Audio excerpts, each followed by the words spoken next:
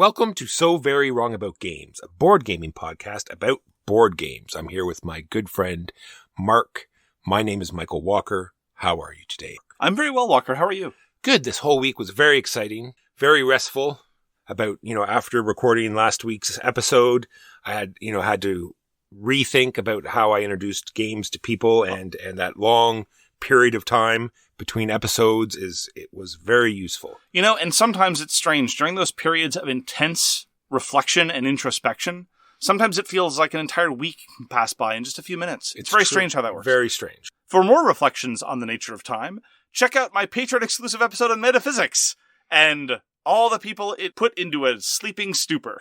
So, like we said, a podcast about board games. We're going to talk about the game we reviewed exactly 1 year ago. And then on this episode, we are then going to talk about all of the games that we played this week, which was plenty due to reasons. So many games. And then we're going to close it off with a very, very brief news segment. And here we go. The AYURIS, the yet unnamed retrospective. You almost got there. It's the as-yet unnamed retrospective intro segment. And exactly 1 year ago, we reviewed a game called Flamecraft. And I haven't thought about it since. Not a moment since. Yeah, I remember it being overlong, not particularly satisfying, but very, very cutesy. It's one of the... Look, there are many reasons why games can be flashes in the pan in this hobby of ours. And that's not even necessarily a bad thing. It's the same thing with movies. Like, a movie comes out. Oh, that was kind of pleasant. I'll never think about it again. Okay, fine, whatever. We talked a lot about that a few weeks ago. But one of the ways that a game can be a flash in the pan is it's just really cutesy and really kind of charming. And a whole bunch of people will fawn over how cute it is. And the moment it leaves your field of vision, you forget about it instantaneously. And I think that's a pretty good description of Flamecraft. Yes, it is very much a bone standard recipe fulfillment game. Absolutely. You collect goods, and then you spend those goods to fulfill a recipe, and then you get some more goods. To fulfill another recipe? Just so. And that's Flamecraft. Whee! I haven't even seen it played since. I think one person a few months ago asked if people wanted to play it, and I don't think they got enough uptick. Anyway, designed by Manny, Vega, and published by Cardboard Alchemy, Flamecraft. All right, now up is the games we played last week. Get ready. Just 1 week. Brace yourself. Just 1 week ago, though. It's true. Not 2 weeks ago. No, definitely not. That would be a lie, and we would never lie about that. We're not time travelers, exactly. Walker. So, I got Dune Imperium Uprising onto the table again. Once again, it was for someone that requested it. Dune Imperium Uprising is a deck-building game that is combined with worker placement. And both of those things are completely unexciting. It's very boring cards paired with very basic worker placement. But I find it very inoffensive. Just for that, you take your turns. It's very quick. You're sort of hinting that you're going to fight. You might play a bunch of cards that, get you into battle. You're sort of assessing the combat card of that round, because every round there's a new combat card. They put in this new mechanism where there are symbols on the cards now, and every time you have 2 combat cards of the same symbol, you can cash those in for yet another victory point. So I like some of the things they've done. There's these new spies that are out now that you can, trade out for drawing more cards or for going to spaces where other people are. And drawing cards really seems to be just the quintessential way to play, because it gets you more money at the end of the turn to buy more cards, to get better things, to work up to buying like the very expensive cards that you victory points. Anyway, it was a flop from everyone. They did not enjoy it. The worms just seem too powerful in most cases because they give you a huge combat boost. And not only that, if you have a worm in combat, you get the reward twice. Yeah. So double down on not only are they powerful, but they also give you bonus rewards. So I'm sure everyone will disagree with what I say because Dune Imperium Uprising is very popular. It is. Like I said, I still have it. I still suggest it. I still play it just because I enjoy Dune and I enjoy how quickly this particular game moves around. And for what it does in its time, I think it does an okay job. I've yet to see, I've yet to play the Uprising version of Dune Imperium, but I've yet to see worker placement and deck building combined in an interesting way, which is weird because we've seen deck building combined with a whole bunch of other stuff in a lot of interesting. Have it power a race game, have it power an area controlled game, have it power an area majority game, have it like. Well, Bitoku does it in a very, light way. Yeah, there's not a whole lot. You're right. Bitoku, I think, is perhaps the closest to doing it in a more satisfying way. But honestly, it's not much with the deck building. No. But people are going to keep trying. Like Lost Ruins of Arnok, I found very bland. And the first version of Dune Imperium, I agree. I mean, I think part of it might be by themselves, deck building can be bland. And worker placement can easily be bland, and so unless you've done a good job to overcome any of those blandnesses, combining them together isn't necessarily going to lead to anything spectacular. I don't know, but that's just speculation. I'm not a game designer. I just rag on those that... Just so. That is Dune Imperium Uprising, published by Direwolf, designed by Paul Drennan. Played Anunnaki Dawn of the Gods again. This is by Simone Luciani and Danilo Sabia, published by Cranio Creations last year. And this is a kind of mythologically themed 4X-ish adjacent thing, driven by an emphasis on lots of different pantheons from different mythologies coming together, which is something I'm susceptible to, as well as a clever action selection mechanism, which is also something I'm susceptible. Effectively, you have this action pawn, and it's going to move to an adjacent action space on your turn, and any path that you cross over gets a little cube. Sometimes dropping a cube gets you a little bit of energy. But the upshot is, the moment you've surrounded a summoning symbol with all of these cubes, with all these paths, you then get to summon either a minor or a major god, giving you points and advancements and special powers. I really like the action selection mechanism. I think it is very clever, and I think it leads to lots of interesting trade-offs, both because you have to weigh the medium and long-term advantages of gods versus the immediate concern about what action you want to take, as well as the secondary concerns about what actions you'd like to take in future turns. The problem is that as an engine to drive a 4X adjacent thing, it causes things to move along in fits and starts, and all your attention ends up focusing on just managing your own personal board and managing your own personal actions. And there's other things that sometimes are the highlight of other 4X adjacent stuff, like getting new toys. Well, all the toys are driven by the action selection mechanism. That's all you're going to get through your gods. And the interaction with other players, it's like, look, my interaction with other players is so far attenuated by the action selection mechanism that I'm not really able to expect them to react to what I'm doing or react to what they're doing. Because just movement actions of troops, for example, my action pawn may be way on the other side. I'm not going to be moving anybody for a long time. And consequently, I felt like I was just engaging in an efficiency puzzle with my own action selection, which is fine, but not really leading to a cohesive or overall engaging game. The other problem I had with Anunnaki Dawn of the Gods was that despite the fact that it puts up so much of your attention on this interesting action selection mechanism, so many of the core elements of the game, like buying weapons, which is a prerequisite for starting a fight, or building new infrastructure in the context of putting out new temples, isn't part of the core action selection mechanism. It's entirely buried in just a list of supplementary actions you do kind of at the end of your turn. And so it ends up feeling very unfocused. And so the big board with all the units moving around and all the plastic pieces representing Egyptian units or Roman units or Babylonian units or what have you, it becomes kind of an afterthought. You're focused on this action selection mechanism, but all the key things you need to do are sometimes buried in this weird menu.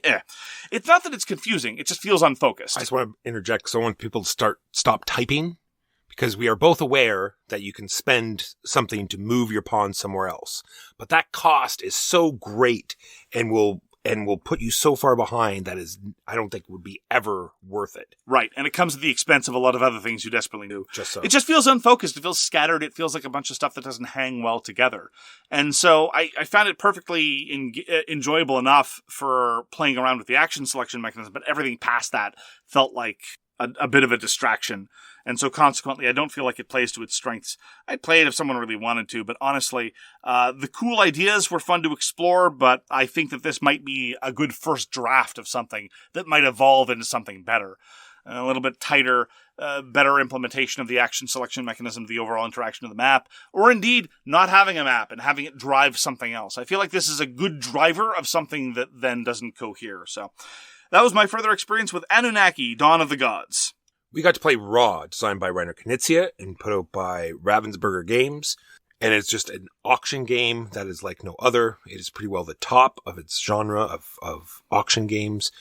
You have 3 tiles in which you can bid with. You are constantly looking around to see what other bids people have because everyone has different numbers, much like another game but later. And you're drawing tiles out of a bag, which is sort of a push your luck kind of mechanism because the raw tiles are building up. You have to decide whether, you want to grab these lots now while you can, or are those 2 tiles so important that you really need them? Raw is amazing. What can I say? Yeah. It's one of the best games ever. Moments of tension, moment of drama, moments of surprise, moments of good calculation. Leveraging the advantage of bad currency tiles because you can't ever make change versus leveraging the advantage of good currency tiles, having the board play and your action selection and what you do with these things, further influencing all of that. Trying to sucker other people to buy lots that you want them to buy when you want them to buy them. It's marvelous. And not only are you always bidding for the lots, you're looking at the bid that someone won with last turn because your bid gets exchanged with the one that is out there and then goes face down in front of you. So you might just be wanting to win this bid so you'll get a higher number for next round. So I have the Uberplay edition of the mid-aughts, which has the same art as the Alea edition from 99, but with bigger and more robust tiles and still in a very, very small box. I feel, what's a stronger word for pity? Sadness. I feel a great sadness for those that don't get to play with the Uberplay edition. The new edition from 25th Century Games is fine. The deluxe edition is, I think, in need of 20% off the top because the box is huge and we are very much moving away from huge boxes at this stage in our hobby existence. I think it hurts your eyes when you open the box too. I find it a little garish. That's a little bit more in terms of personal preference. I actually had someone ask me recently about whether to get the 25th Century Games version or the Dice Tree. Dice Tree is a Korean publisher. I very much like a lot of what they do. They were the ones who published that edition of Leonardo da Vinci Codex Leicester that we both liked so much. But the problem is that here in North America, their copies are very, very expensive. And for what it's worth, I think their edition of Raw is also a little garish. Primarily the point tiles are just these bright, shiny gold. And it's kind of. But look, obviously color palette is a matter of taste. But I like that the Uberplay edition still has the nice chunky wood pieces. It's relatively minimalist. It's got that great Franz Vohwinkel art, which is very much to my taste. And I find the 25th Century Games edition a little bit garish, but it's back in print. And the retail edition is not overdone. Reasonably small box, well-done components. So, by all means, this is not meant to discourage anyone from getting or trying the 25th Century Games edition of Raw. Please do. It is absolutely worth it. Try it if you love auction games. Try it if you hate auction games. Try it if you love or hate push your luck games, because this is, I think, the purest distillation of both. It is my favorite auction game and my favorite push your luck game. It's marvelous. So on the topic of auction games, I played Skyrise. This is a reprint of Metropolis. Designed by Gavin Brown, Sebastian Pauchon, and Adam Wyse. And this edition is put out by Roxley. And like Raw, you can see everyone's bidding tokens, and they're all different numbers, except there's a whole bunch more. And, well, at least at the beginning of the game, there's a whole bunch more in Skyrise. You have this sprawling map of different colors with different color tokens on each little neighborhood that is in there. And when you start a bid, you put down one of your numbers, which is shaped like a building. And then the next person that wants to outbid you must play it adjacent to that building. And so you're creating this chain through these neighborhoods. And then there's a very interesting decision space, much like Raw, where you decide whether do I want to win to get this token or do I want to win to get that lot. You're deciding whether you want to win to get that particular token because you're building this little tableau and you're certain neighborhoods are getting higher in points, or do I want to win that actual neighborhood? Because the neighborhoods are also colored in a similar way. And the more you have a certain color of neighborhood, the more points that you're going to generate, as long as you've got those colored tokens as well. You're also getting these lettered tokens, which are mysterious, sort of government people, and they're worth anywhere from I think it was 3, 5, 8, whatever. I will freely admit that bureaucracy is frequently mysterious, but I don't think it's quite as exciting as you're making it sound. In a way, I found that interesting as well, because when you claim one of those tokens, you get to see what their point value is. So if you flip it up and you see that it's one of the low ones, then you know not to push to try to win more of that letter, So you try to get the other letters in hopes that they're the higher scoring I ones. see. So it's only blind and unknown for the first time you win it, and then you gradually know how much they're worth, and therefore know what you're fighting for. Just so. Okay.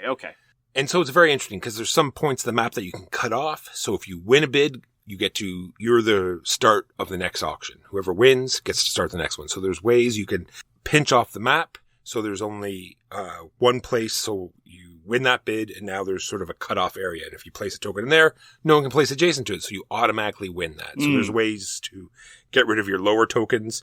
In the first edition, it was all one phase. And so they felt as though there was a problem with people spending all their high buildings at the beginning and then just being locked out for the rest of the game. So they sort of separated your tokens into 2 phases and put in a scoring. So there's scoring for the first phase, and then you get your new tokens plus any ones that you had left over.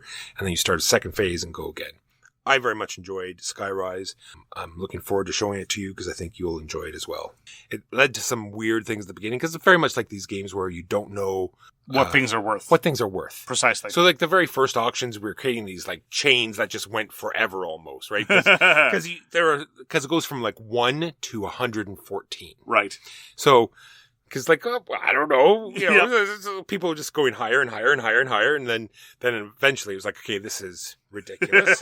And so it was like, bam, 50, right? Anyway, Skyrise by Roxley, a winner. On the topic of auction games, my segue actually would have been much, much better from Raw. You completely big-leagued me on this. I did. I pushed through. Because my segue is from Raw to Medici, also by Reiner Knizia, published in 1995. And they do share some similarities, despite the fact that Raw is almost iconoclastic in its approach to auctions.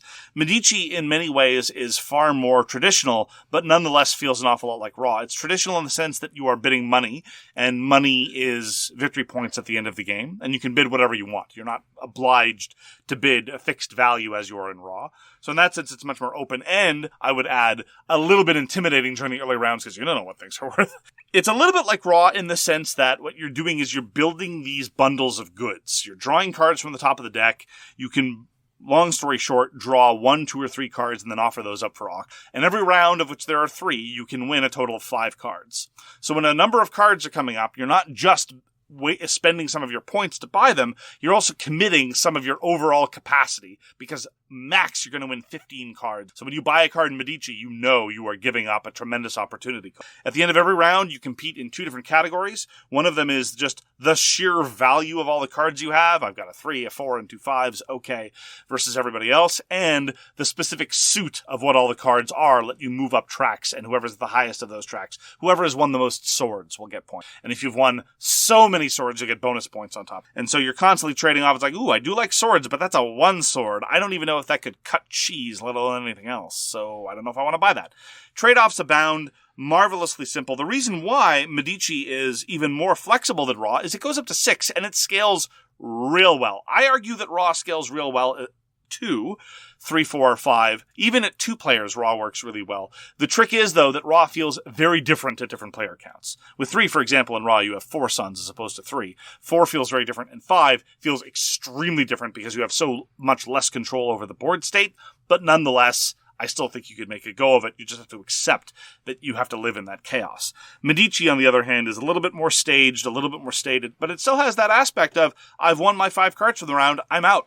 I'm not participating for the rest of this round, and knowing when to go out is a huge burden. But, again, there's that tremendous difficulty for new players of knowing what something is worth. So, for example, in the very first auction of the game, I took the first turn, I flipped over 2 cards, said, okay, I bid last. That's the benefit of being the auctioneer, again, like Raw. First bid out from Huey was 10. I'm like, okay, so Huey, I'm not going to tell you how to live your life. And I'm not going to tell you that's a bad bid. But let's go over the scoring once again and what you might possibly win out of any given round. And he thought about it, you're right. And then he came back with 4. So, well, look, because again, your bid is points. This isn't just a question of being poor for future rounds. This is your victory points that you're spending in order to win these cards. And so sometimes you have to be, exercise a little bit of guidance. I'm no Medici expert. I'm certainly not in a position to start telling people what good opening bids are like. But I can tell you that those cards were not worth 10. So I felt comfortable to sort of backing up and going over the scoring condition. But anyway. I love those kind of opening bids, much like Skull, where you really just, it's that sweet opening bid. And Skyrise has the same sort of thing. If there's a way to like block off the map or a certain tile where you need, just putting out that right building that will just ward people away and just let you take that because they have no idea why you want to win that so badly. Well, in the context of Medici, you don't quite get that because it's a once-around auction in terms of currency, and it's really hard, especially in a 6-player game, if you're the second or third bidder, to bid so high that it is worth it for you, but prevents the last player from upping you by 1. Yeah. It's tough. It happens a couple of times, and that dynamic absolutely materializes, but it's really hard. It's a little easier in the context of Skull, especially given that the bidding is so coarse, right? The coarser the bidding is, in Skull, like, the difference between a 3-bid and a 4-bid is huge. Yes. In Medici, it is not. And so it's a little bit more difficult to do. That, I think, for what it's worth, is one of the big knocks against Medici. It's pretty hard for the non-auctioneer to be able to lock in a bid, unless you're in a position where that lot is just useless to the auctioneer, but it's only of use to you. But in that case, you don't really need to bid that high. Anyway, Medici is brilliant. It is one of the best Knizia auction games, and indeed, most of the best auction games are by Knizia. I was waiting to say this. Library. I think we can say, because there is an argument to say, like, Beowulf is, oh my god, one of the greatest. Absolutely. And I think there's an argument to be made that Tigris and Euphrates is a bidding game. So I am sympathetic to the overall argument that all games are fundamentally auction games. But I think that of Knizia's games, Tigris and Euphrates is one of the least auction games that he's done. I kind of see where you're getting at, but when I think of his absolute all-time best auction games, I do think of Raw. I don't think of Tigris and Euphrates. I think of Beowulf. I think of Blue Moon. Those are the ones that I think of the all-time best. I would never say it was an auction game. Sure. But you can make a convincing argument that it Fair might enough. Be, yes. Medici, though, is simpler in rules, scales better, and tends to be very portable. Even by the standards of Raw. There have been a bunch of different editions of Medici. Most of the recent ones have been admirably minimalist. And so I'm very glad to have a copy of Medici, and I was very pleased to get it back to the table. That is Medici by Reiner Knizia, published all the way back in 1995. And that's back before Reiner Knizia was Reiner Knizia. Back then, he was just Reiner Knizia. Mark, we broke a rule, but it was worth it. Usually we don't play a game when there's a pending expansion. That's not a rule. That's just a weird neurosis we have. But Stroganoff we brought back to the table, and there was some debate. I am on one side. Okay. That I feel that we at least played one of the games correctly in the past. Yes. So, it appears that my recollection, I was the one explaining the game, one of my recalled rules was wrong. And so the session that we played most recently, we absolutely played incorrectly. We just decided to stick with the rules misinterpretation. For the sake of consistency, we had already done a fair bit.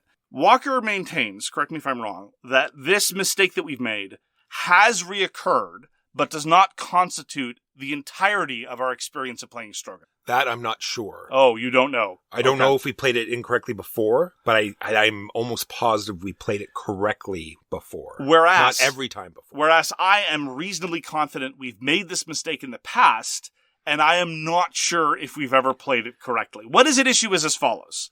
Stroganoff is a game about basically depopulating the Siberian wilderness of small furry animals. And there are some actions that care very deeply about what kind of animal you're using as currency, and some actions that don't.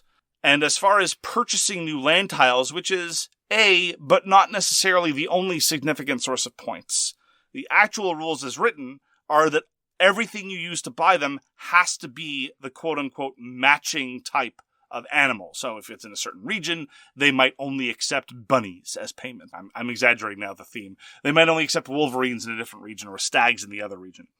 I remember very distinctly playing several instances, possibly leading up to our review, so this is very much an editorial correction, where you could pay with any kind of fur, because it was already expensive. You had to pay 2 furs, plus 1 extra fur for every other fur that was on the tile, whereas the actual rules are they have to be very specific, which makes things very restrictive. I do not remember playing that way. I might have, but I don't remember. I think we played it correctly at least once, because I remember those animals actually mattering, which in the game we just played, they really didn't. I disagree. There was one action that allowed you to take another minor action. Like, you did several actions on your turn. Playing an animal of the same area allowed you to do one more minor or major action. Like, when I say major action, not that major. Right. And that was pretty well the extent of the limitation. And I remember it being much more constrictive. And I remember collecting many of a certain animal for reasons. So I really feel as though we did play it at least once correctly, if not every time. So I went back to our original review of Stroganov. So this is a design by Andreas Stetting. He's a game designer who's done a number of games that we either thoroughly enjoy, specifically Hansa Teutonica, or both of us to varying degrees enjoy, like Gugong. And I think Stroganov is, for my taste, it's its second best design after Hansa Teutonica. I went back and I checked the review, and unfortunately we don't disambiguate which rules we were playing with in the context of that discussion. For what it's worth, I think the game works perfectly fine. I'm not going to be one of those guys who plays a game wrong and says, I like my way better. I don't have an opinion because, again, I don't remember playing it the other way. I will assert that I do not think that the scoring with the rules mistake is facially imbalanced or obviously problematic. That is what I am comfortable asserting. As to how it feels the other way, as I say, I don't remember. Agreed. And we'll find out, because when we play it with the expansion, that is due out very soon, we will play it the correct way and we will get back to you. Absolutely. I forgot how lovely Stroganov is. It's really just, it's a beautiful pastoral landscape where you go and you just murder all kinds of small little creatures. Sometimes you kill a bear and you tell some stories about it. And that's the central currency of the game, not bears. Small furry creatures, or large furry creatures in the case of bears. Sometimes a tiger shows up. Mostly it's smaller ones. Nature's got to pay. It's a pseudo rondel, but really just going one direction and then resetting. And there's a tension between what you want to do and where you want to do it. I thoroughly enjoy Stroganov. I think it's really well done. And apparently, the scoring is sufficiently robust that it can survive being mangled. So there you go. We're not blind to the Cossacks and what they did, and the fact that you are Cossacks in this game. Be aware. Yes. Got to play Blitzkrieg World War II in 20 minutes. This is a review copy we got from the publisher. This is the Paolo Mori 2-player version of Dogs of War, and I got to show this to a big Dogs of War fan. And I really enjoy what Blitzkrieg does with that central formula. So Dogs of War, as you may recall, is a worker placement game where effectively there are these three houses battling along a couple of tracks, and you can place a worker somewhere either because you really want the benefit of that space, or because you really want to influence the war in one side's favor, or both. And ideally, if you're playing well, probably both more often than not. In the context of Blitzkrieg World War II in 20 minutes, the tracks are not abstracted away to some stock mechanism as they are in Dogs of War, which is still really cool, but instead here they're just straightforward, you are winning or you are losing various points. But the way that it really gets its attention, though, is you're fighting on a whole bunch of different fronts simultaneously, and you cannot afford to completely ignore any of them. It's okay to lose, you're going to have to lose some of the fights, but if you give up on any of the fronts, then that's just a point bonanza for the opponent. And it's really hard to tear yourself away from the front where you're doing really, really well and to try to close it out on your terms just to hold up a lost cause somewhere else just so you don't get swamped. And deciding where to go and when is really the central tension of Blitzkrieg. I wouldn't say it's 20 minutes. It's still pretty quick. And I really enjoy what it does with the formula, and I think it's a good game on its own terms. We played with the normal map. There's also a Nippon expansion where you play the Pacific Theater. I don't like that map as much. It doesn't have as much of the same evolution of the fronts, because once a front is resolved in the Japan expansion map, it's just done. You move on to another front. And so you don't have the same kind of overarching tension. You're just pinging off to different new tracks. But it has Godzilla. But it does have Godzilla. I will grant you that that is a non-trivial inducement towards the Japanese map, but I prefer the core map. Blitzkrieg World War II in 20 minutes is a really delightful design. It is exceptionally well done by an exceptionally talented designer. Paolo Mori, PSC Games. If you enjoy Dogs of War, give it a shot. And if you don't enjoy Dogs of War, what is wrong with you? Dr. Stallone asked for Radlands, so Dr. Stallone will get Radlands. This is designed by Daniel Pichnik and put out by Roxley Games. And what this is a post-apocalyptic 2-player card battler that's played very quickly. You have 6 bases, you pick 3 of them, you put them out, and then you can make this grid of 9 cards, 3 by 3. The bottom 3 are your bases that you start with, then 2 rows of warriors, I guess you could say, that you can put out in front to protect them. And you're using water to spend to put them out. It has very limited card draw. It has interesting raid mechanics. I enjoy lots of things about it. It's very much a reactionary game where someone puts out something that can hurt you, and then you dedicate your whole turn to trying to get rid of that thing because it's going to hurt you very badly. And you played by some of the new rules, correct? That's correct. They're going to have a new expansion out. They've already put out like the 1.5 rules or the 2.0 rules, whatever they want to call them. Numbers are made up. Exactly. The cards cannot heal themselves, and you have the option of removing, like if you fill that grid, then you cannot play any more cards. And they've added something where you're allowed to remove a card from your grid if you wish. I'm very much interested in revisiting Radlands with those rules, because I remember very distinctly in the couple times that I played Radlands, it feeling like a grindy, attritional, unpleasant battler, partially by virtue of the fact that cards would show up and just heal themselves, because it's an obvious thing to do. It's true. There is built into the original sort of this raid mechanism. You always have this raid available, and there's no way to stop it once it starts advancing, and it slowly will damage all the bases. And so that is sort of a timer in a way, but I enjoy it. There's ways to just play cards on your turn just for the symbols in the corner. There's ways to spend water to draw more cards. There's, damaged bases still have their ability, whereas damaged warriors do not. Lots of interesting things going on in Radlands. Can't wait for the expansion and have yet to have a bad game. Got to play Root, and one of the striking things about Root this time was we decided to do a configuration that I'd never played before and was always curious about and vaguely nervous about, and that is 2 Vagabonds. So we played with Lord of the Hundreds, which is one of the new factions, 2 Vagabonds, and the Eerie Dynasty. And so 2 very militaristic factions and 2 murder hobos that just wandered around giving out gifts and or battles indiscriminately. And I played as a vagabond that was basically a card draw machine. And so I was wandering up to factions, becoming their friends, and using them like point piñatas.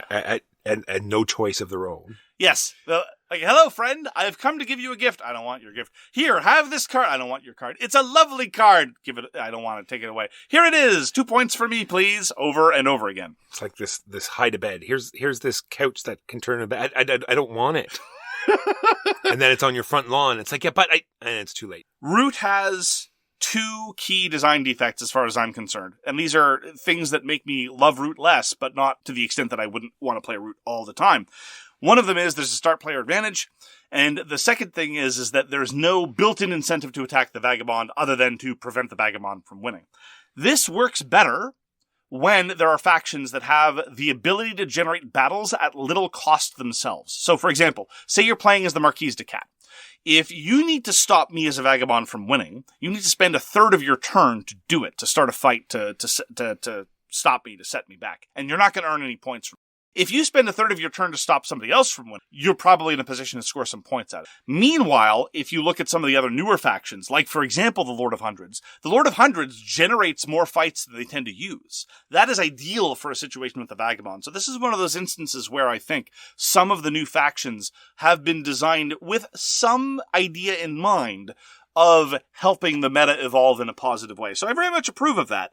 And it was the case that in this instance, it didn't quite manifest properly. The Lord of Hundreds was never quite willing to engage the necessary military force to stop the Vagabonds from their point engines. But that was just more a question of player choice and getting blinkered and just wanting to fight the Eerie Dynasty the entire time, which I completely understand. Root is marvelous. It was our game of the year 2018. I regret this not at all, even with the caveats listed above. I love all the expansions. I love all the cutesy animal drawings of Kyle Farron. Wonderful job, Root. Many games of Paku Paku were played, and it's always great. Saying it only because to show you that we will play Paku Paku to the very end. It has everything. There's Paku Injustice. There's Paku Freedom. There's... Anything can be Paku. Exactly. Paku all is all. Paku. This is designed by Antoine Boza and published by Ravensburger. I remain consistently impressed that despite the fact that it is a very silly, real-time dice-rolling dexterity game, it doesn't have the kinds of ambiguities you get in a lot of other games. What constitutes a toppling tower? What constitutes a die in front of somebody as opposed to not in front of somebody? Frequently you have these discussions. Paku Paku? No, it's always clear. It's great. And I've yet to see someone that bounced off it. Was that a pun? Not to say it doesn't happen. Sure. But I've yet to see it. Got to play Project Elite again. I did this partially despite Walker because playing Project Elite with me. Yeah, without I was you. sick and dying. And to rub it in, they played Project Elite. On your bed, actually, next to you. It was very cruel. So here's the thing I just want to stress about Project Elite. Project Elite is a great formula. Again, we like real-time dice rolling. We like cooperative games. I'm less big on Project Elite than Walker is, in part because I don't think the decision-making is particularly well done. You know, it's reasonably straightforward what it is you want to do. You still get to play with some toys and roll lots of dice. That's fun. I just want to stress something. Most Eurogamers especially have blind spots with respect to where luck can manifest in a game, and they look at a game like Project Elite and they say, oh, well, you know, the dice results. Dice results ain't nothing in Project Elite compared to how the cards clump. Because whether or not a game in Project Elite is going to be exceptionally difficult and a slog or a cakewalk is almost entirely going to be driven by how the cards distribute themselves. So case in point, we had a cakewalk precisely because the cards, the spawn cards, just spaced themselves out really nicely. We didn't have a round where multiple cards, 3 or more, all triggered at the same spawn point, causing a concatenating wave of enemy advancements all at once. They were almost perfectly dispersed. If I had to stack the deck, I don't know that I could have done a better job. Similarly, every round in Project Elite, you pull 2 boss cards from the deck. The deck consists of 12 all-clear cards and 8 bosses. That means that you could have, by the end of round 3, 6 bosses on the board or 0. We had 0. So, that's just an example. Look, dice results matter, but if you're rolling lots of dice, they're probably going to even out, even in a game like Project Elite. Card results, though, oh man, they can destroy you. Project Elite is fun, but not, I think, top tier, in part because of these issues and in part because of the quality of decision-making being relatively shallow. I just wanted to stress, once again, don't sleep on the effect of card draws. You Dominion players that think your game is deterministic because it ain't got no dice, let me tell you. This was designed by Konstantinos Kikinis, Marco Portugal, and Satiros Tsantsilas. We played the Simone edition, which has more stuff, but is a little more wobbly than the Artipia Games edition. What can you do? It's also more widely available. So was this Dr. Stallone's first time playing Project Elite? It was. And what did he think? He enjoyed it. Good. That makes me happy. Dr. Stallone and I also played Orleans, and most of the expansions were not played. That is to say, we played with all the buildings, no plague and no intrigue, and we did play with the sort of the pick up and deliver aspect of it, because I think it's, you know, very light sort of module. It's like, deliver these goods to the city and you'll get some victory points, and you just sort of have them out on the board and you don't have to waste any time drawing them or anything. It's just if you happen to be in the right city at the right time, then points for you. And it really made me remember how rough this is for new players, because these building decks that you can build during the game with all of the expansions are so huge, and you have no idea what, you know, if any of them are any good. I enjoy them because I buy different ones every time, because it will force you to try different strategies and stuff and do things in a different way. Orleans is a bag builder. You have all these base actions to start with. You draw some tokens out of a bag, and then you sort of plunk them into the different actions, because it requires a white villager and a sailor and a warrior, and that lets you travel on the river, and you can build, you know, outposts. There's this whole map thing, and then there's, you know, building your bag. Lots of different things. Enjoyed by both. Played anytime. And now a brief break while we pay some bills. It's all too easy to spend over $100 a month on streaming services. Netflix, Disney+, Prime, you name it. But if you use ExpressVPN, you can cut back to just Netflix and save a bundle every month. You can use ExpressVPN to change your online location to over 100 different countries and access the unique media libraries available in those regions. No more having content hidden from you. ExpressVPN is unobtrusive, fast, works on almost any kind of device, all while protecting your privacy online. I've been hearing rave reviews about Scavenger's Reign, and thanks to ExpressVPN, I've been watching it on American Netflix. Like anime? Well, pretend to be the UK, and you can watch the original Cowboy Bebop, not that other version. It's so simple. You just open the app, select a country, and refresh your browser to be wherever you want and watch what people in your country normally can't. So go for it. Get access to more and pay less. Get your money's worth at expressvpn.com/SoWrongGames. Don't forget to use my link at expressvpn.com/SoWrongGames to get an extra 3 months of ExpressVPN for free. This week's episode is sponsored by Incogni. Every time I've been to a bank in the past year, I've overheard someone ask if a recent phishing email or text or other message they've received was actually been from their bank. I get it. These scammers have powerful tools at their disposal thanks to data brokers that traffic in your private information without your knowledge. The good news is that you have access to tools too. Incogni is a service that automatically removes your private data from the brokers that are all too happy to sell your privacy away as though you were the product. And since these data brokers can scrape your data again without your permission, Incogni will keep getting that data removed as many times as it takes while you have a subscription. Ever since I signed up with Incogni, I've had a drastic decrease in the number of robocalls, spam emails, and other scams from people trying to spoof email addresses of my friends and family. So try Incogni now. Use code ABOUTGAMES at incogni.com/aboutgames to get an exclusive 60% off an annual Incogni plan. That's code ABOUTGAMES at incogni.com/aboutgames. And we're back with yet more games we played last week. Got to play Tower of Babel, another Reiner Knizia. Excellent game. Very different from a lot of other games on the market. It's what I wanted Wolves to be. If you recall playing Wolves a few weeks ago, which had this cooperative, competitive sort of resource scarcity, offering things to people, not just to help them, but also because in offering them something, it helped you out. That's entirely how Tower of Babel works. You collectively are building these wonders for the sake of an area majority competition, and the more cards you contribute means you have more pieces for the area majority scoring, but by the same token, sometimes you want offers to be rejected, because every rejected offer gives you 1 point per card that's rejected, so there's this trade-off. Is this card more useful actually used, or do I want to try to make this a poison pill offer so that it gets rejected and I can keep using this card, possibly for area majority elsewhere? Splendid game, utterly unlike almost any other game I've played in its offering dynamic. And that's one of the reasons why I wanted Wolves to be good, and why I was so disappointed that it kind of manifested itself as a relatively straightforward push your luck exercise surrounded by a whole bunch of comparatively unsatisfying resource management. So Tower of Babel, designed by Reiner Knizia, originally published by Hans im Gluck in 2005. Give it a shot if you have the chance. So we had a sort of a dinner event, so I brought out some party games that I hadn't played my versions of. I had played Telestrations before, and I'd picked up like this, 12-player version, and it has been sitting on my shelf this whole time, and I thought this was a great time to bring it out. Unfortunately, all but like 2 of the 20 markers inside the box were already zilch. Dried out. But thankfully, Green Team Wins comes to the rescue. Green Team Wins saves every day. It's so true. So solid Green Team move. There were a marker. And Telestrations is a great game. Everyone has sort of a pad of dry erase sheets, and one says word. This is just being very basic here. It's not exactly what they say. One says the word, and then the next page is the picture, then word, then picture. And so you draw this card, and you roll the die, and everyone writes in their word. No one else can see it. And then you draw a picture of that word, and you flip the book, so when everyone passes to the left, all they can see is the picture. And then they write a word on the word page that they think that you tried to draw. And then they pass it to the left. And then that person reads the new word, and they draw a picture of what they think that is, and then pass it to the left. And you go all the way around until your book makes it back to you.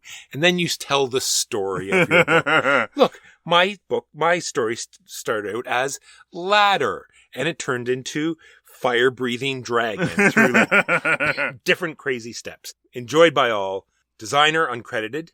Artist also uncredited. No, you're the artist, you see. It's true. This is put out by the Op Games. The OP. The OP. And the other one was Beyond Balderdash. This is designed by Laura Robinson and Paul Tone and put out by Canada Games Company. And I've heard good things about it, so I decided to pick up a game at our local thrift store. There are multiple ones there. You want to give it a try? I bet you if you go to your local store, there'll be some stacked up. And it's just the lying game, which I really enjoy about it. It'll give you like a date. June 3rd, 1937. That's all you've got. Or a person's name. Or some letters, like an acronym, right? You decide, the main person decides. And then they read it out. And then everyone just sort of makes up a story based on that date or that acronym. An ostensible explanation for what it is. Yeah. Like it's much like the Liar's Club. And then the person that read it out, they write down on the same kind of sheet of paper what the actual answer is. And then they take all of the answers, they mix them up, and they read through them just to go through the very important rules. Reads them quickly so they don't mess up or pause during the silly ones. Right. Reads through them, and everyone votes on what they think is the right answer.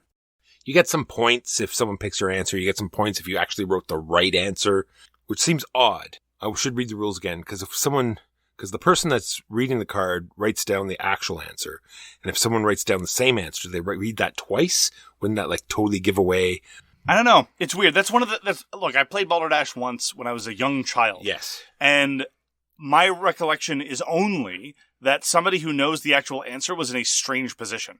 And it led to weird situations. Yeah, it definitely shows its date. But that's not the point, right? And I find that difficult. As a pedantic child who's trying to grow out of those pedantic impulses, it is strange to me to know the real answer and yet be encouraged not to give the real answer. Because, and that's not a hat. If you don't remember what the thing is, you try to bluff, of course. But there's never a reason, and that's not a hat, to bluff when you know the answer.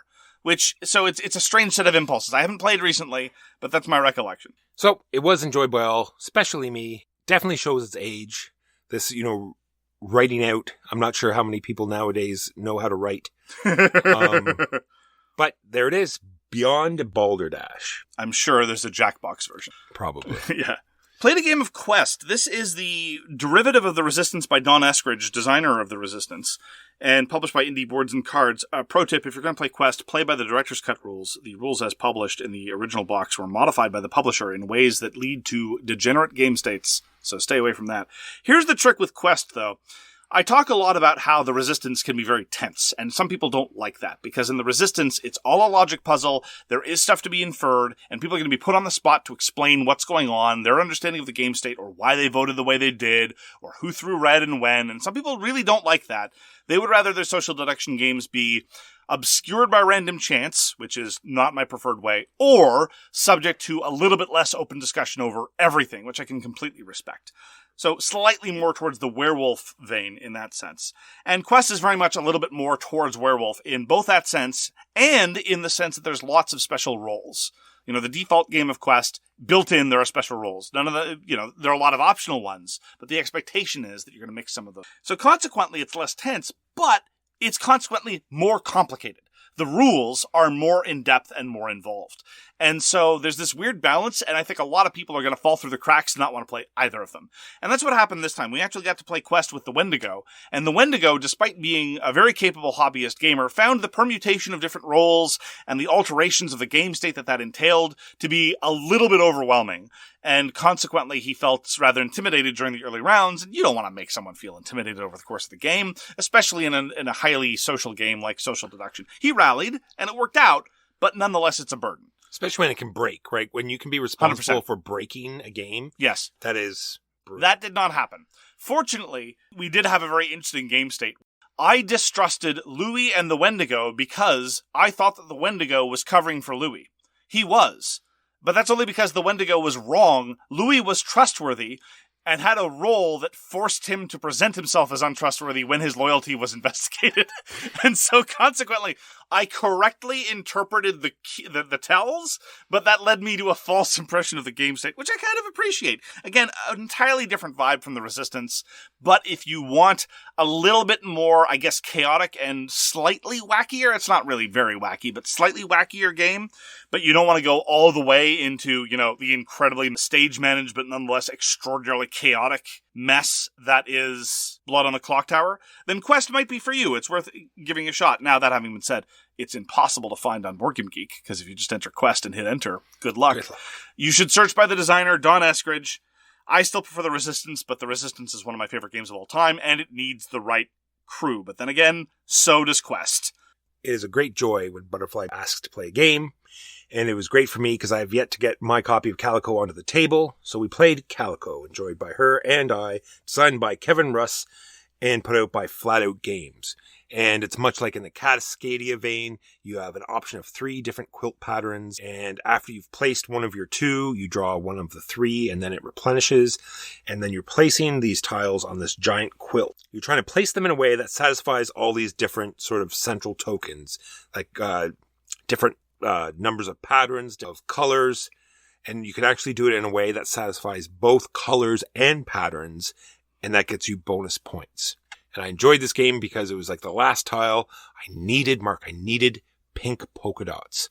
And guess Who what? doesn't? What was drawn as the very last tile but pink polka dots? So I got to draw it, and then on my next turn, out came pink polka dots, which finished my 10 different tiles. So 10 different colors, 10 different patterns, and I don't care what the rest of this.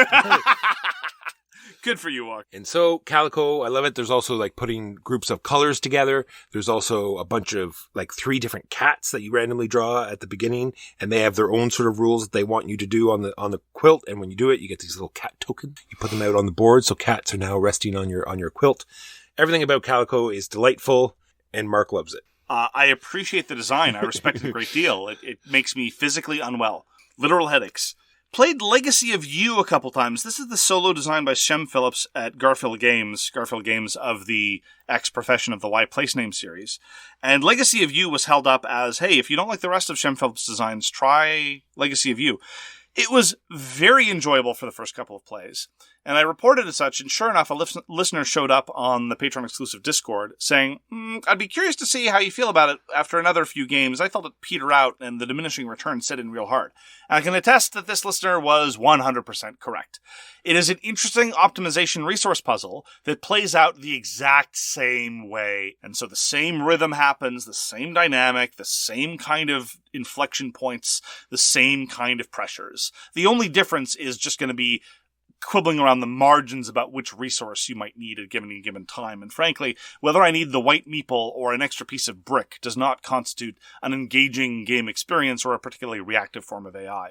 These are the kinds of pressures that need to be provided either by another group of players in the context of a competitive game, or in the case of a solo game, of a sufficient variety of things to do and or a variety of kind of pressures to be faced with. And so I really did feel like my subsequent plays were identical to the prior ones. There's ostensibly some of the mitigation of this is that there's a book of narrative where various paragraphs get read, but you're building a dam. It's a story about building a dam, and sometimes what happens is a dam fails, or you need more food for your workers, or a dam fails, or you need more food for your workers, and it's fine, it does the job, but it's not going to keep me coming back and back, especially when the gameplay is proving to be sufficiently repetitive. So after playing about 2.5 games that felt identical to each other once I figured out the rhythm of how to do well in Legacy of You, I am not apt to go back. So if you have the chance to try it a couple times, sure, why not? But I don't think it has much staying power past that. Also, I got to play BattleCon, specifically BattleCon Unleashed. BattleCon is another 2-player game that I absolutely adore that I've had bad luck introducing to people. Now, part of this is my fault. BattleCon is a 2-player card battler that is an elaborated rock, paper, scissors that is vaguely evocative of 2-player fighting games with loads of special rules, asymmetry, and lots of counters. Almost everything has a counter. There's a counter to this. I'm not at range. Oh, I stunned you before you actually got to act. And this leads to a lot of excellent, intense decision-making about how to counter your opponent's counters and this, that, and the other. The problem is... Or it might lead to massive frustration. It might lead to massive frustration. That's part of the reason why I'm really bad at introducing it, and also because a lot of the characters that I tend to gravitate toward do focus on denial and zoning and a variety of other things, very much like how I play actual fighting games. But I was conscious of this time. I'm like, all right, Mark, this isn't so much your opportunity after years of not playing BattleCon to do all the BattleCon goodness that you want to do and to play the planeswalkers that just engage in ridiculous denial tactics. Be conscious of the fact that you are trying to cultivate someone who might want to play this again if you play your cards right, no pun intended. And so what we did was we had a matchup of 2 brawlers whose overall attitude towards fighting is hit me as hard as you can, bro, and I'll hit you as hard as I can. Slapping contest. More or less. Now, the trick is that even at its simplest, BattleCon lets you do lots of cool stuff, because every character has their unique styles and their unique bases and their unique ways of doing things and their special powers, but both of these characters that we picked were focused around standing right in front of the other player and just punching and getting punched as hard as possible. And this is, I think, a great way to introduce BattleCon, because there's always going to be enough differentiation. I don't think it's possible to play a game of BattleCon at all and walk away saying, the characters didn't have any personality, it all felt samey. So you might as well pick something that's really simple and going to lead to a minimum of frustration. I played as Cesar Grist, and my opponent played as Lord Eustace, who, by the way, parenthetically for those not familiar, is a skeleton with ice powers wearing a top hat. Again, as I said, you don't walk away from a game of BattleCon saying not enough personality. I was going to say that was inferred by his name, wasn't it? Exactly. So, Lord Eustace bulks up with his ice armor, says, hit me as hard as you can. Cesar Grist loads up with his stun protection and says, hit me as hard as you can. And there you go. I think it was a great intro set. I don't know why they don't print this as a recommended intro matchup for people that are being introduced to BattleCon. So I think I was more successful introducing BattleCon to this player than I have been in a great long time, which is wonderful. I love BattleCon, but I've had a bit of difficulty finding opponents, which, again, I understand. The frustration tolerance against certain kinds of matchups and certain kinds of plays is very, very real. There is the simpler version, which is called BattleCon Exceed, which has a little bit more traditional hand management in the sense that you're drawing blindly off the top of a deck. But that, again, that loss of control, that drawing randomly from a deck is one of the reasons why I like Exceed less, frankly. But I see the virtue in both game systems. But I was very, very pleased to return to BattleCon Unleashed, which was the most recent set of BattleCon. I've got all of BattleCon, which, given how often I play it, is vastly more BattleCon than I need, but this was BattleCon Unleashed. We also got to play Team 3 today, and this is a fantastic dexterity game. Is it? Is it a dexterity game? That's it my is question. for the builder, I think. Okay. So, before we go any further, let's talk about Team 3. One person is the person that has, it's sort of like UGTech, where, one person has the plan, and they're beating the other person over the head. Okay, no. There are no inflatable clubs. There is no beating at all. It's true. In Team 3. So one person has the building. They are not allowed to speak. And so they are using hand gestures and other things, other ways to tell another person. Mostly facial expressions of frustration. Of pain and suffering. Yes. On how to tell the third person who has their eyes closed how to build a structure. So it's relating hand gestures to the person speaking, not that piece, turn it, no, spin it, no. Yep. And then I think the dexterity comes into, once you've placed some pieces, and now you're reaching for other pieces, knowing where that structure is. That's fair. And knowing and remembering how it's laid out and placing it in a way that's going to stay together once you let go. I think there is some dexterity to it. Every time I played it, I do enjoy it. I don't think it works great at 6, which is what we played it at. It really is just like 2-3 player games. Yeah. They say rotate around, but I think the way we played it was the best for what we did. We just played, one round. One group of 3, and then you swap out to the other group of 3. And then the other 3, pointed rather and laughed while the other ones were playing. Yes. I will play Team 3 anytime. It's a great companion or sort of complementary game to Jenga Maker. Jenga Maker is very limited in player count. You play it with 4 or 6 players, really only 4, pretty much. And the pieces and what you build in Jenga Maker are more interesting, but Team 3 is more flexible and leads to slightly more chaos, and thus is enjoyable from that perspective. It also has some, we're just going to call them gibbons. They say monkeys, but I'm just going to call them gibbons. Gibbons representation all the way. I found it hilarious every time Dewey kept telling you who had their eyes closed to pick up, no, not the pink one, pick up the black one. It made me laugh every time. I don't know why he thought it would work. It did work, because I knew what the black shape was. Are you sure? Yes. I think you're making things up. Nope. I think you are telling stories. Those are the games we played last week, and now on to the news and why it doesn't matter. We love Tapple. Tapple is great. The only problem I have with Tapple sometimes is due to my irrational exuberance. I sometimes tapple the Tapple too hard, and then sometimes I won't tapple properly. But Tapple is a great word association game with a lovely gimmick of a big dial in the middle. You hit a plunger and say, R for raccoon, because the category's animal. We love Tapple. Now there's going to be Tapple After Dark with, adult categories? No. My enthusiasm for Tapple has found its limit, and now I must tapple out. Real news. My mind's the news of the future, because this is a week ahead. So in the future, Mark, I was playing on my AR/VR hover table. Yep. And then one of the stabilizers gave out. Oh, I hate it when that happens. And then it crashed. The one side crashed to the ground, and the 2 pieces that were actual physical pieces flew off, and we had no idea how to reset the game state. I hate when that happens. Did it damage the capacitor too? Oh, slightly. But the combobulator held it together. Race for the Galaxy, which is my favorite tableau builder, is going to get a roll and write. Now, normally I would not be excited about this, because everything's getting a roll and write version, and I'm not typically such a huge fan of them, but there are 2 exceptions. If Knizia says he's doing a roll and write, I will be cautiously optimistic. Tom Lehman is doing a roll and write, and Tom Lehman's approach to roll and write apparently is, I don't want to make it feel like any other roll and write. So, time will tell. I'm cautiously optimistic again, I guess. Tom Lehman's design work tends to be very impressive, even sometimes in games like Jump Drive that I don't feel quite cohere. But I think that Race for the Galaxy Roll and Write is something to look out for. So there's this fantastic new dungeon crawling game on crowdfunding. It has all these like intense miniatures, and you can play in so many different modes. There's a solo version, competitive, cooperative. Yep. And there's so many modules, and the more people that crowdfund it has all these like different stages where you get more stuff. It's going to be great. I can't wait. You think you want a dungeon crawler? Wait till this thing comes out. Man, it does player boards, deck building, worker placement, area control on the map. You fight monsters. You go into dungeons. Oh, man. See, the thing is, I know you're joking, but the problem is, if you had just included dexterity for combat resolution, we would have pledged. Oh, that's coming soon. I know. We actually did pledge for that.